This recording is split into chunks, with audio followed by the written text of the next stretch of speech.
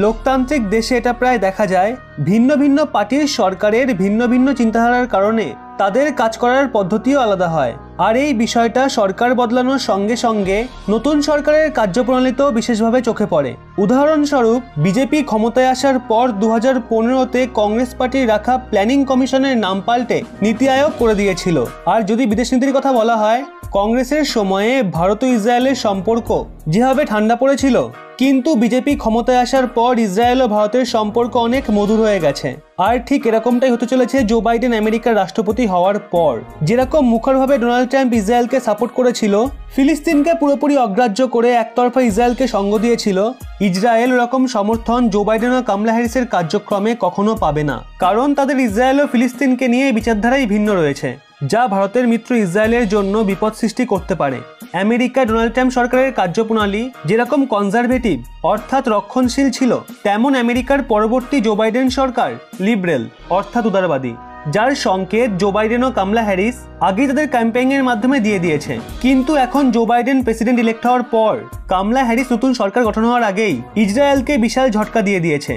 আসলে আমেরিকার পরবর্তী ভাইস প্রেসিডেন্ট কামলা হ্যারিস ইলেক্ট হয়ে বয়ান দিয়েছে জো বাইডেন রাষ্ট্রপতি ট্রাম্পের ফিলিস্তিনকে নিয়ে তৈরি পলিসিতে বড় পরিবর্তন আনতে চলেছে।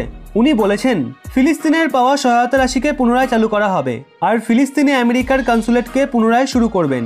এর সঙ্গে তিনি ঘোষণা করেছেন ফিলিস্তিন লিবারেশন অর্গানাইজেশনের ওয়াশিংটন অফিসকে আবার চালু করবেন। ডোনাল্ড ট্রাম্প পদভার সামলানোর সময় পাকিস্তানের মতো ফিলিস্তিনকেও আর্থিক সহায়তা করা বন্ধ করে দিয়েছিল, কারণ তারা এর ব্যবহার আতঙ্কবাদী হামলা ও ইসরায়েলের ক্ষতি করার জন্য করত।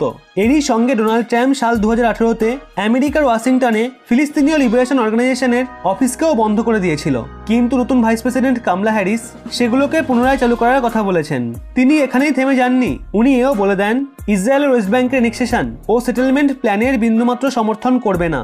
এর আগে জো বাইডেনও জানিয়ে দিয়েছে উনি ইসরায়েলের বড় শত্রু ইরানের নিউক্লিয়ার ডিলে সামান্য পরিবর্তন ঘটিয়ে ওবামা প্রশাসনের নিউক্লিয়ার ডিলকে পুনরায় বহাল করে দেবেন।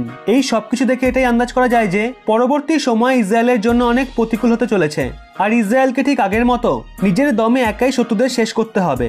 ওদিকে ভারতের কথা বললে গোটা দুনিয়ার রাষ্ট্রনেতারা ভারতকে দীপাবলির শুভ কামনা জানিয়ে দিয়েছে। সেখানে জো বাইডেন তো দূরের কথা, নিজেকে চিল্লে চিল্লে ভারতীয় বংশোদ্ভূত বলা কামলা হ্যারিসও এখনো অবধি ভারতকে দীপাবলির শুভ কামনা জানায়নি। আপনার কি মনে হয়, ভারতীয় বংশোদ্ভূত বলে বলে ভারতীয়দের ভোট অর্জন করা কামলা হ্যারিস কি ভারতকে কোনো রকম সুবিধা দিতে পারবে, নাকি কামলা হ্যারিস কোনোদিনও এটা করবেই না? নিচে কমেন্ট করে আপনার মত অবশ্যই জানান। রবীন দাস ও প্রবীর রায় সহ অনেকে এই পরিবারের এমন কিছু সদস্য যারা বেশ সুন্দর সুন্দর কমেন্ট করে।